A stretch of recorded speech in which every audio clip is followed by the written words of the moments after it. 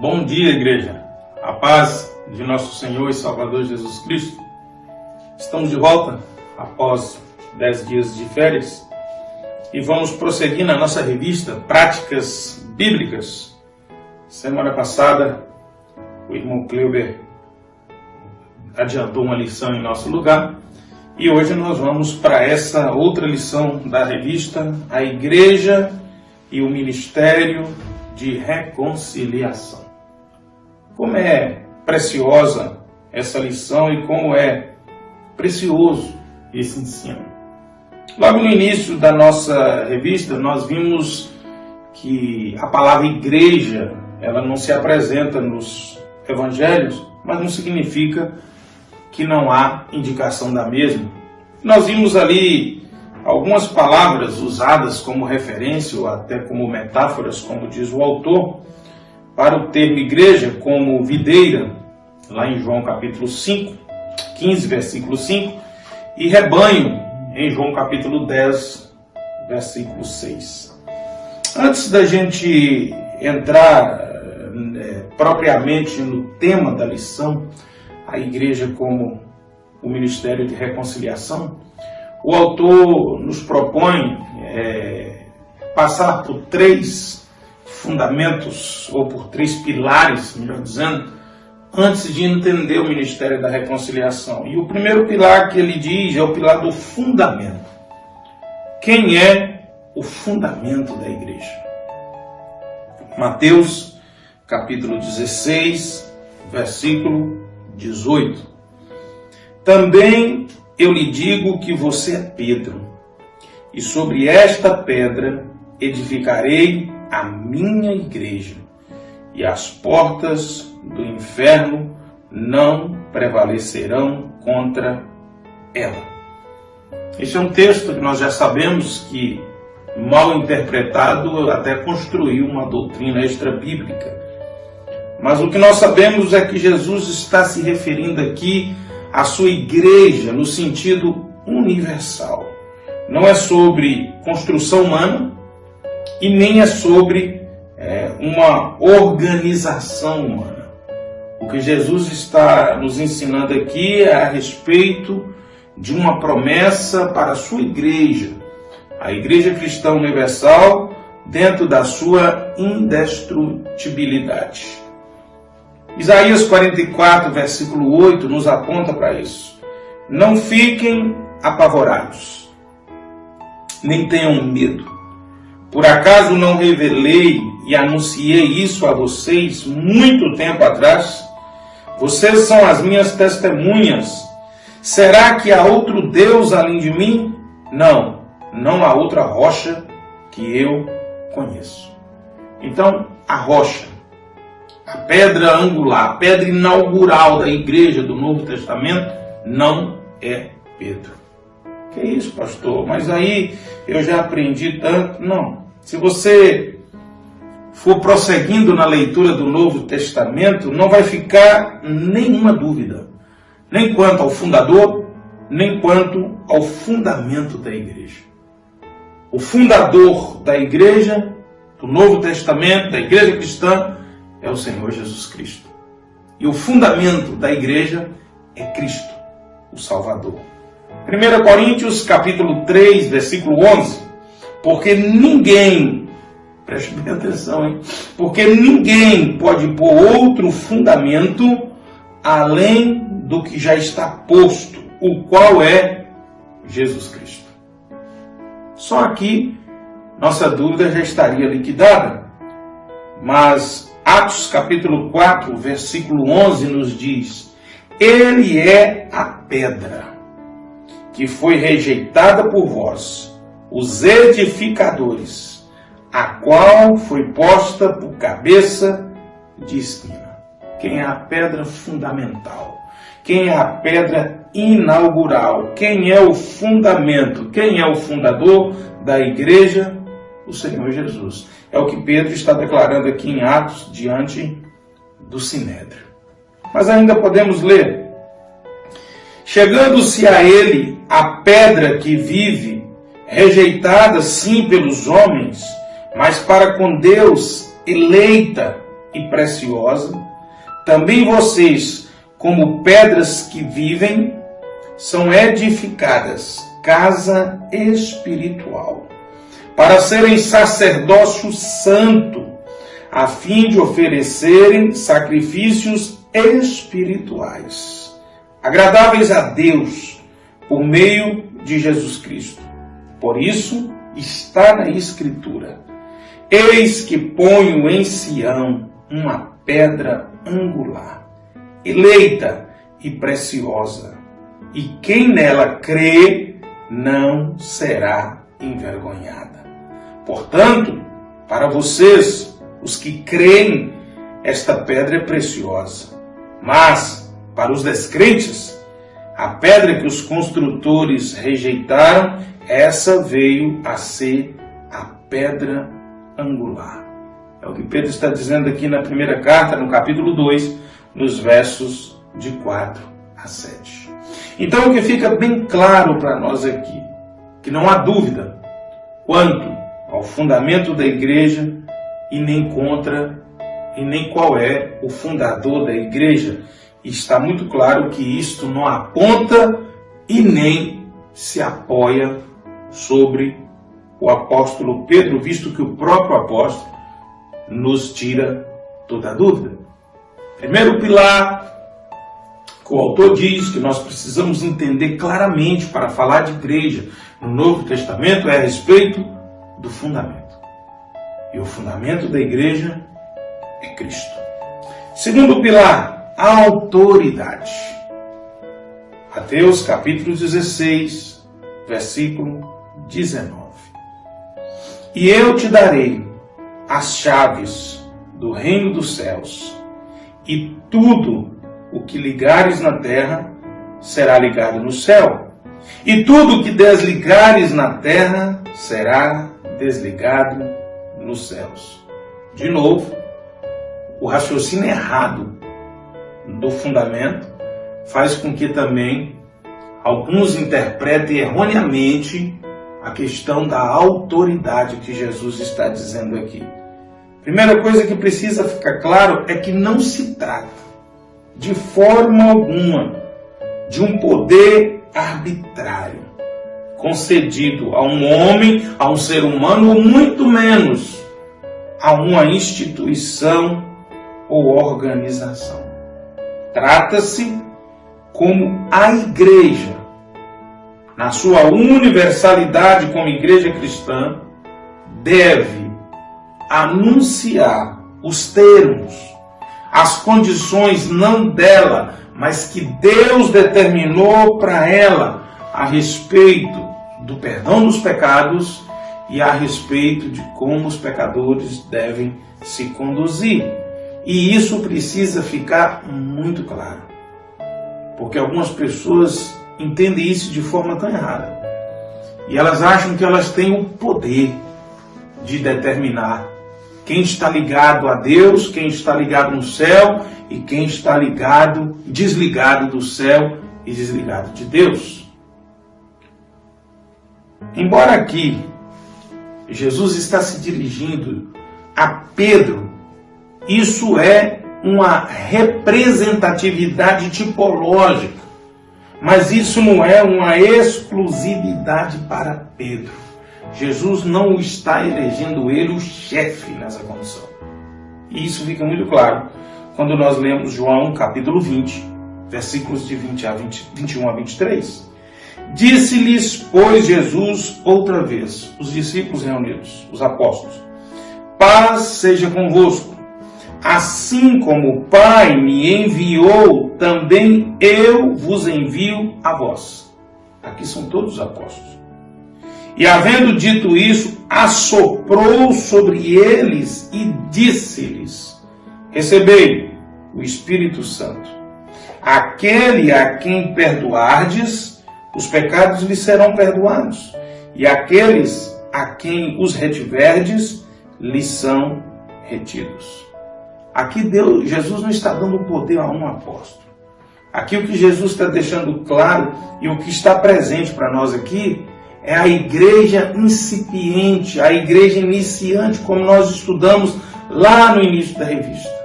A essa igreja, Jesus está dizendo aqui, o Cristo ressurreto, ao saudar os seus discípulos, a sua igreja incipiente, embrionária, ele está deixando claro qual é a missão da igreja. E como é que a igreja vai declarar que o pecado das pessoas estão perdoados?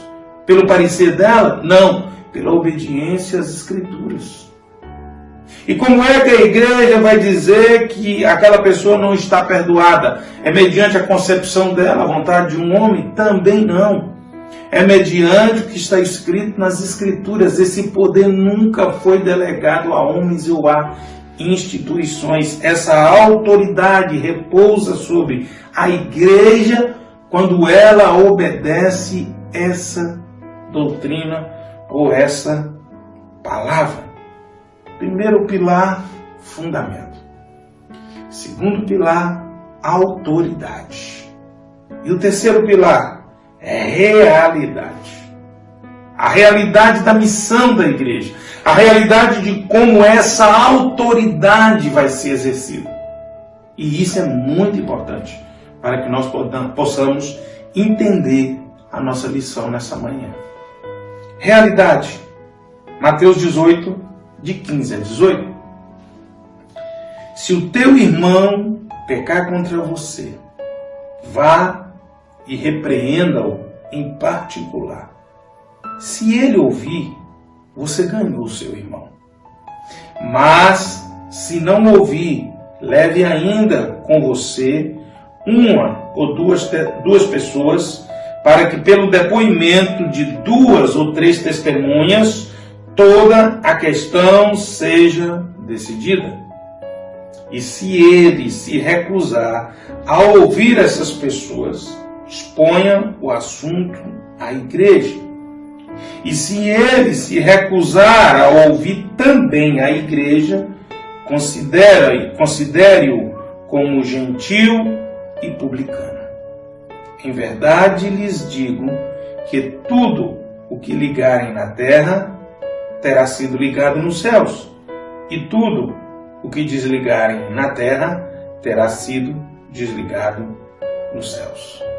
Então aqui fica muito claro que a igreja, na sua concepção de assembleia, de congregação, de reunião dos salvos, é que deverá ter a palavra final baseada nas Escrituras, na orientação de Jesus para os casos de desvios doutrinários ou pecado dos irmãos. Mas o interessante de Mateus 18, 15 a 18, que aqui é o final da conclusão de algo que está sendo dito anteriormente, lá no início do verso 12. Vamos entender. Olha o que Jesus diz. O que vocês acham? Jesus fez uma pergunta. Se um homem tiver 100 ovelhas e uma delas se desgarrar, não deixará ele nos montes as 99, indo procurar a que se desgarrou? E se consegue encontrá-la, em verdade lhes digo que ficará mais alegre por causa desta do que das 99 que não se desgarraram. Assim não é da vontade do Pai de vocês, que está nos céus, que se perca um só destes pequeninos. Então é esse pensamento, é essa ideia de que todos são valiosos, é que Jesus vai ensinar no conhecido texto de Mateus 18, a partir do versículo 15, a respeito do irmão que peca. Esse texto é muito usado quando a pessoa não quer igreja, a pessoa some da igreja e não dá satisfação, aí as pessoas evocam para eles esse texto. Mas cadê o pastor que não buscou a ovelha desgarrada? Não. O que Jesus está ensinando é que o Pai, que é o grande fazendeiro, que é o proprietário de todo o rebanho, tem muito mais alegria em um pecador que se arrepende do que para os que já estão no aprisco. E aí ele vai nos dizer como que nós podemos produzir essa alegria em Deus. É isso que ele vai ensinar. E aí ele começa a nos mostrar como que Deus quer que nós lutemos, que nós busquemos de todas as formas que a ovelha não fique desgarrada. O verso 15 então começa nos orientando, em Mateus 18. Se o teu irmão pecar contra você, vá e repreenda-o em particular. Então a primeira coisa que Jesus está dizendo, a primeira atitude para a ovelha que está desgarrada, e essa ovelha pode ser sua esposa, teve uma desavença com seu marido, é do seu aprisca, da sua casa, essa ovelha pode ser seu marido, pode ser seu filho, pode ser seu pai, pode ser sua mãe, pode ser seu irmão, pode ser seu parente. Então essa prática não é exclusiva do episcopado e do pastoreio para a congregação. O que Jesus fez foi uma tipologia. O que Jesus está dizendo aqui é para a igreja. E como ela deve se comportar. E a primeira coisa que Jesus está ensinando aqui, se teu irmão pecar contra você, ele, o ofensor, te atacou. Jesus está dizendo, não espere ele se tomar simancol. Não espere ele se tocar, se arrepender, avaliar. Jesus está dizendo que o primeiro passo que se dá na direção da ovelha que está desgarrada é que o ofensor tome a iniciativa. É isso que Jesus está dizendo. Será que nós temos feito isso? Será que é assim que nós buscamos reconstruir os nossos relacionamentos, as pessoas que se afastaram? E Jesus ainda diz, e isso tem que ser feito de forma privada. Não é mandando recados nas redes sociais, não é dando indiretas ou fazendo fofoca com esse, com aquele, até chegar na pessoa. Os antigos, nós chamávamos isso de telefone sem fio. Não.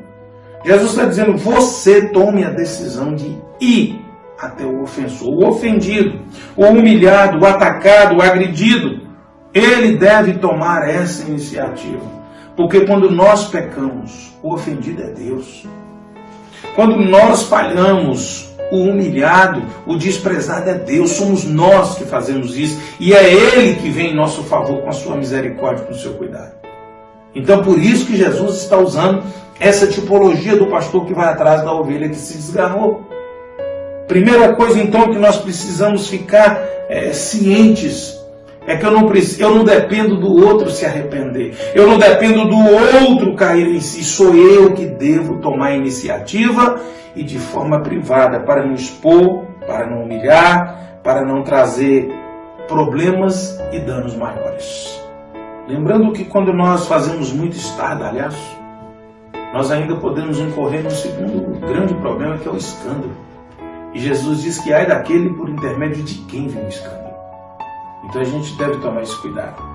Mas o verso prossegue, e no verso 15 o final diz assim, se ele ouvir, você ganhou seu irmão. Olha que coisa interessante que Jesus está dizendo. Em outras palavras, ele está dizendo, não há nada a perder. Muito pelo contrário, há uma chance disso terminar ali mesmo.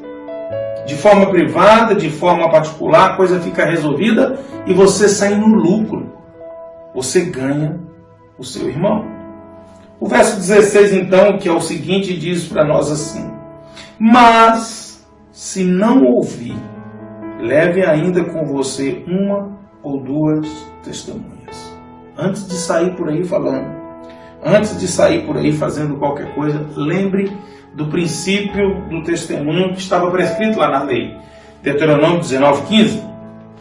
Uma só testemunha contra alguém não se levantará por qualquer iniquidade ou por qualquer pecado, seja qual for o pecado que cometeu, pela boca de 2 testemunhas ou pela boca de 3 testemunhas se estabelecerá o fato. O princípio do testemunho estava vigente e presente entre eles. Agora olha que coisa interessante. 2 Coríntios 13:1. É esta a terceira vez que vou ter convosco. Por boca de 2 ou 3 testemunhas será confirmada toda a palavra. 1 Timóteo capítulo 5, verso 19. não aceites acusação contra o presbítero, senão com 2 ou 3 testemunhas. A igreja, no Novo Testamento, não aboliu o testemunho, e ele é feito dessa forma. Isso continua determinado no meio cristão. Meu irmão, minha irmã, antes de levar adiante um assunto, ainda que não deva nem levar, mas confirme isso com 2 ou 3 testemunhas. Isso vale para o que você vai dizer, e isso vale para o que estão dizendo de alguém para você. Não seja precipitado, tome muito cuidado. Mas aí o texto segue, no verso 17 é dito então: e se não escutar, acompanhado das testemunhas, ele e essas testemunhas devem dizer à igreja. O assunto deve ser participado à igreja. Isso retira aquela primeira decisão. E qual é a primeira decisão? De levar à justiça, ou pior ainda, de tentar resolver com a própria força. É isso que Jesus está ensinando. Por que Jesus está ensinando isso? Porque esse era um costume. E que a igreja não deveria caminhar nesse costume. Olha o que Paulo, o apóstolo Paulo, escrevendo na primeira carta aos Coríntios, no capítulo 6, nos versos de 4 a 7, nos diz: portanto, quando precisam julgar negócios terrenos, por que vocês constituem como juízes aqueles que não têm nenhuma aceitação na igreja? Digo isso para a vergonha de vocês. Será que não existe nem ao menos um sábio entre vocês que possa julgar entre seus irmãos? Mas um irmão vai a juízo contra outro, e isso diante de não crentes. O simples fato de moverem ações uns contra os outros já é completa derrota para vocês. Porque não preferem sofrer a injustiça? Porque não preferem ficar com o prejuízo? Querido, uma igreja verdadeiramente bíblica, ela saberá dar orientação. Mas nós estamos vivendo um tempo em que as pessoas não buscam mais a orientação da igreja. Elas comunicam com a igreja decisões que elas tomaram no âmbito judicial. Olha, eu só estou comunicando à igreja que eu já separei, eu fiz isso, eu fiz aquilo, eu só estou comunicando. Era esse o problema que Jesus estava pedindo para que a igreja se evitasse. E é essa prática que a igreja hoje está incorrendo, um problema lá da época do apóstolo Paulo em Coríntios. Então veja que é algo muito sério. E geralmente são essas pessoas que se sentem a ovelha abandonada e cobram pastoreio e busca. Mas isso aqui, nós estamos entendendo e vendo que a abrangência e a contundência do ensino é outra. Mateus capítulo 18, versículo 17 ainda ele diz: e se também não escutar a igreja, considera-o como um gentio e um publicano. A princípio, quando nós lemos isso aqui, parece que o indicativo é que nós devemos jogar a toalha, esquecer e é caso perdido. Mas aí surge uma pergunta: como é que Jesus tratou os gentios e os publicanos? Alguns nomes certamente nos vêm à mente: Mateus, Zaqueu, a mulher samaritana. E nós sabemos que os judeus, eles não tinham qualquer comunhão com os gentios e muito menos com os samaritanos.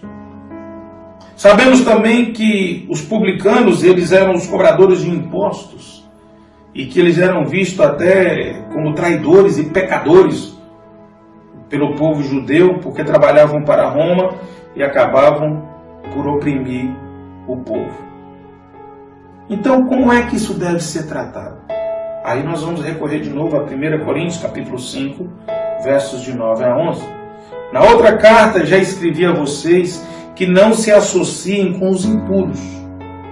Refiro-me com isso não propriamente aos impuros deste mundo, aos avarentos, aos ladrões ou idólatras, pois nesse caso vocês teriam de sair do mundo.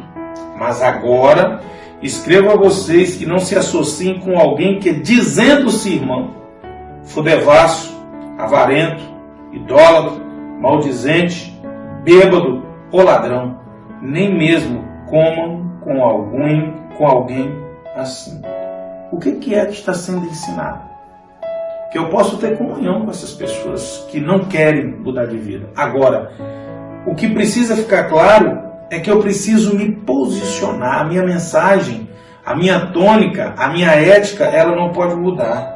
Em nome de uma tal inclusão, e que, claro, está baseada em segundas intenções, escândalos, adultérios, pecados estão sendo tolerados, abrandados, normalizados e até legalizados pela igreja.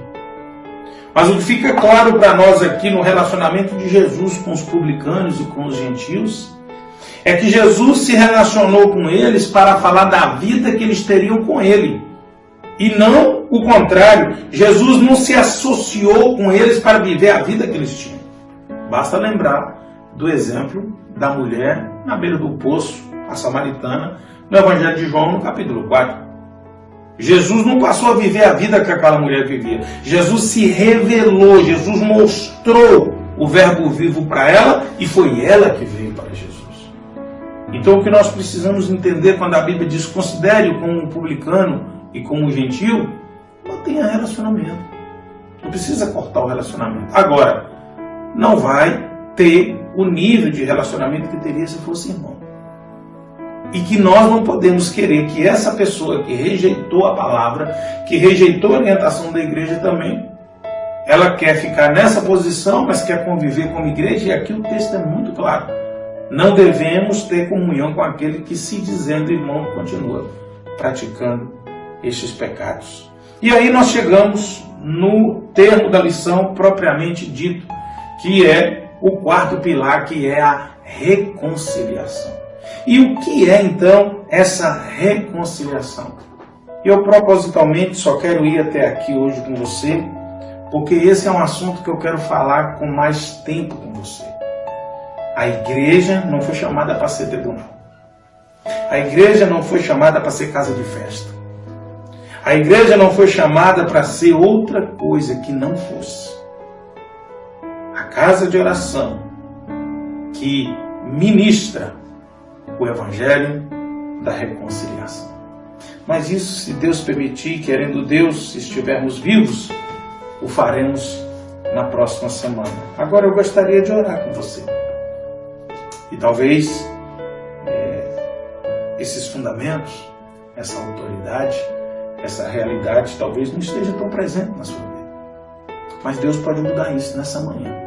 Basta que para isso você se arrependa dos seus pecados e se coloque diante do Senhor. Talvez você está precisando de tomar iniciativa para resolver essa questão desse relacionamento. E Deus, através da sua palavra, do seu Espírito, está te conduzindo a isso nessa manhã. Vamos orar? Deus Todo-Poderoso, Criador do céu e da terra, Pai de nosso Senhor e Salvador Jesus Cristo. Nós pedimos agora que o Espírito Santo de Deus, que convence da justiça, do juízo e do pecado, produza todo o convencimento que nossos corações precisam nessa manhã para absorver e obedecer a Tua palavra nessa hora. É no nome de Jesus que nós oramos. Amém? Que Deus te abençoe, que o Senhor derrame graça sobre sua vida. Nos encontramos logo mais no culto da igreja, em nome de Jesus.